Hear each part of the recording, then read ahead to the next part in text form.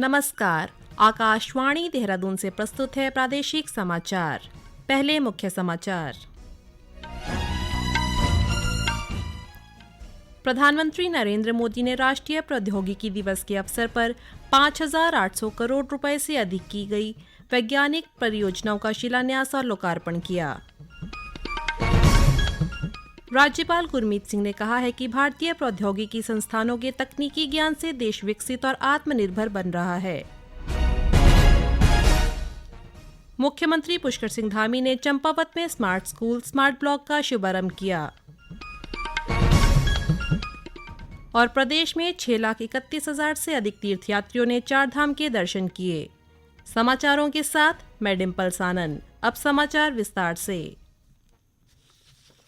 प्रधानमंत्री नरेंद्र मोदी ने कहा है कि प्रौद्योगिकी देश के विकास को गति देने का एक साधन है। उन्होंने कहा कि आर्थिक विकास सतत विकास लक्ष्यों को हासिल करने और एक समावेशी पारिस्थितिकी तंत्र के निर्माण के लिए प्रौद्योगिकी आवश्यक है। प्रधानमंत्री ने आज नई दिल्ली में राष्ट्रीय प्रौद्योगिकी सप्ताह 2023 school to startup igniting young minds to innovate का उद्घाटन किया। इस अवसर पर प्रधानमंत्री ने 5,800 करोड़ रुपए से अधिक की गई वैज्ञानिक परियोजनाओं का शिलान्यास और लोकार्पण किया। प्रधानमंत्री नरेंद्र मोदी ने इस अवसर पर कहा कि 11 मई देश के इतिहास में एक गौरवशाली दिन है, क्योंकि इस दिन भारतीय वैज्ञानिकों ने पोखरण परमाणु परीक्षण करके देश को गौरवान्वित किया था। श्री मोदी ने कहा कि भारत विज्ञान और प्रौद्योगिकी के क्षेत्र में नई सोच और समग्र दृष्टिकोण के साथ आगे बढ़ रहा है। राष्ट्र की प्रगति में अटल टिंकरिंग प्रयोगशालाओं के महत्व पर प्रकाश डालते हुए मोदी ने कहा कि ये प्रयोगशालाएं बच्चों में नवाचार को बढ़ावा दे रही हैं। टेक्नोलॉजी कदम कदम पर हमारे लिए जरूरी है और इसलिए आज भारत एक नई सोच के साथ 360 डिग्री होलिस्टिक अप्रोच के साथ इस क्षेत्र में आगे बढ़ रहा है। भारत टेक्नोलॉजी को अपना दबदबा कायम करने का माध्यम नहीं, बल्कि देश की प्रगति को गति देने का एक टूल मानता है। और मुझे ये देखकर बहुत अच्छा लगा कि इस बार की theme school to startups igniting young minds to innovate ये रखा गया है। वहीं रुड़की स्थित भारतीय प्रौद्योगिकी संस्थान में राष्ट्रीय प्रौद्योगिकी दिवस मनाया गया। इस अवसर पर राज्यपाल गुरमीत सिंह ने कहा कि आईआईटी रुड़की राष्ट्र के निर्माण में अहम योगदान दे रहा है। उन्होंने कहा कि संस्थान शोध और विकास के क्षेत्र में काम करने के साथ ही छात्रों के शारीरिक व मानसिक विकास पर भी ध्यान दे रहा है।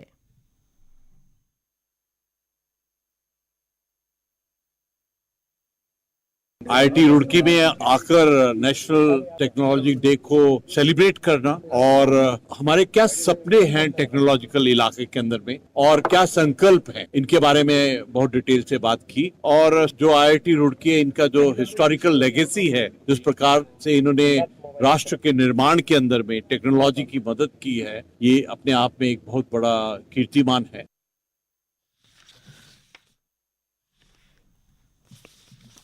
राष्ट्रीय बाल अधिकार संरक्षण आयोग के सदस्य डॉक्टर आरजी आनंद ने उत्तरकाशी के बड़गोट सामुदायिक स्वास्थ्य केंद्र का निरीक्षण किया।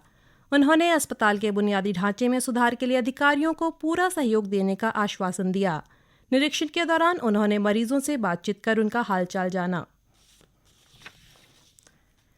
बागेश्वर जिले में गोवंशियों में फैल रहे लंपी वायरस की रोकथाम के लिए पशुपालन विभाग गांव में तेजी से मवेशियों का उपचार कर रहा है।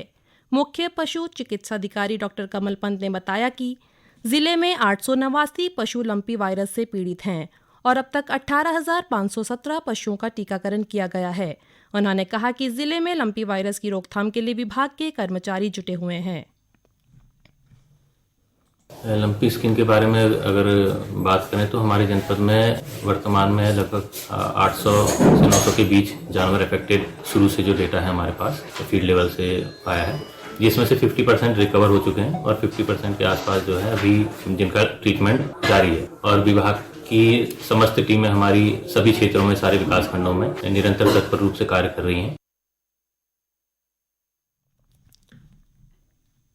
ये समाचार आकाशवाणी देहरादून से प्रसारित किए जा रहे हैं। मुख्यमंत्री पुष्कर सिंह धामी ने कहा कि स्मार्ट स्कूल स्मार्ट ब्लॉक नवाचारी शिक्षा का महत्वपूर्ण बिंदु बनकर आदर्श राज्य के लिए महत्वपूर्ण कदम बढ़ रहा है। मुख्यमंत्री ने चंपावत में आयोजित एक कार्यक्रम में ये बात कही। उन्होंने कहा कि Champawat smart class smart block की शुरुआत करने वाला देश का पहला जिला बन गया है। मुख्यमंत्री ने कहा कि राष्ट्रीय शिक्षा नीति से शिक्षा की गुणवत्ता में वृद्धि होगी और बच्चों को बेहतर शिक्षा का लाभ मिलेगा। अल्मोड़ा जिले के थाना लमगड़ा और चौखुटिया में पुलिस ने स्कूलों में जागरूकता पाठशाला का आयोजन किया। कार्यक्रम में छात्रों को साइबर अपराध, सड़क सुरक्षा और नशे से होने वाले दुष्प्रभावों के साथ ही विभिन्न विषयों पर अनेक जानकारियां दी गई। इसके साथ ही महिला हेल्पलाइन, मोटर वाहन अधिनियम और गौरा शक्ति ऐप की जानकारी दी। गणतंत्र दिवस पर देश की झांकियों में प्रथम स्थान प्राप्त करने वाले राज्य की मानसखंड झांकी आज जिला मुख्यालय टिहरी पहुंची। जिला मुख्यालय पहुंचने पर टिहरी विधायक किशोर उपाध्याय ने झांकी का स्वागत किया और हरी झंडी दिखाकर विकासखंडों को रवाना किया।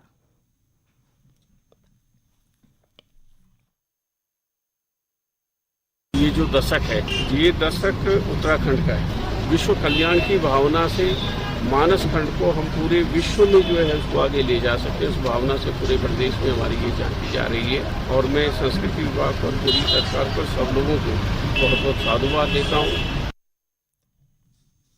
प्रदेश में 22 अप्रैल से शुरू हुई चारधाम यात्रा सुचारू रूप से चल रही है। अब तक 6,31,000 से अधिक तीर्थयात्री चारों धामों के दर्शन कर चुके हैं। सबसे अधिक 2,21,000 से अधिक श्रद्धालु केदारनाथ पहुंचे, जबकि बद्रीनाथ में 1,50,856, गंगोत्री में 1,36,961 लोग और यमुनोत्री धाम में 1,21,968 श्रद्धालु दर्शन कर चुके हैं।